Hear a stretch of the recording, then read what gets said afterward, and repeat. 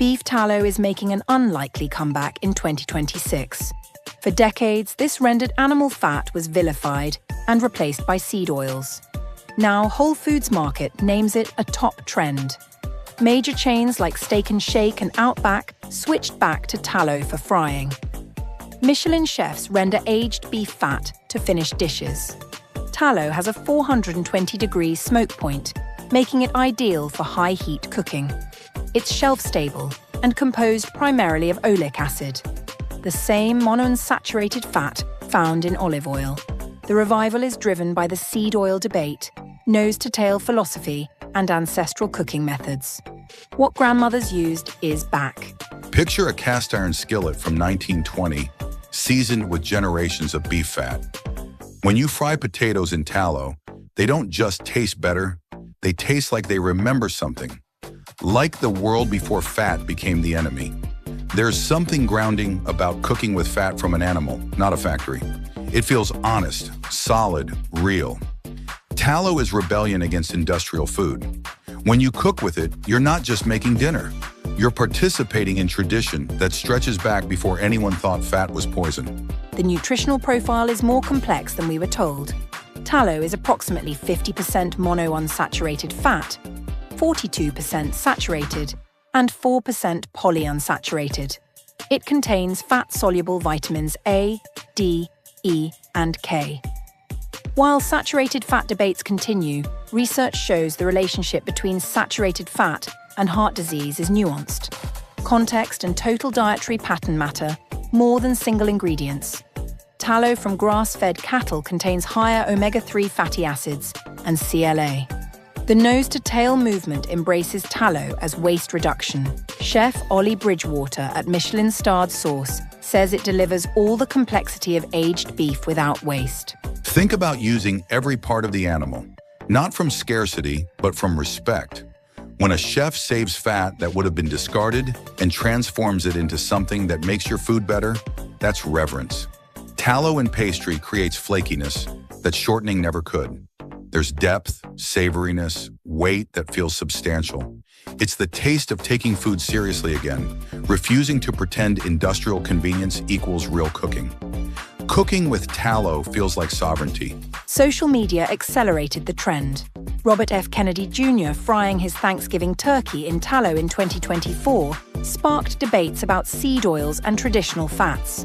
Brands launched Epic Provisions, Fond, Jesse and Ben's tallow fries, South Chicago Packing Wagyu tallow spray, even beauty companies, Maggie Ann's Soap Cutters tallow soap. The seed oil discourse of 2025 questioned highly processed vegetable oils, creating space for animal fats to reclaim credibility. Restaurants report customer enthusiasm and willingness to pay premium for tallow-fried items. The trend aligns with regenerative agriculture, where pasture-raised cattle produce tallow as byproduct. There's quiet defiance in choosing tallow. It's saying no to narratives that change every decade. It's trusting your grandmother over food science that contradicts itself.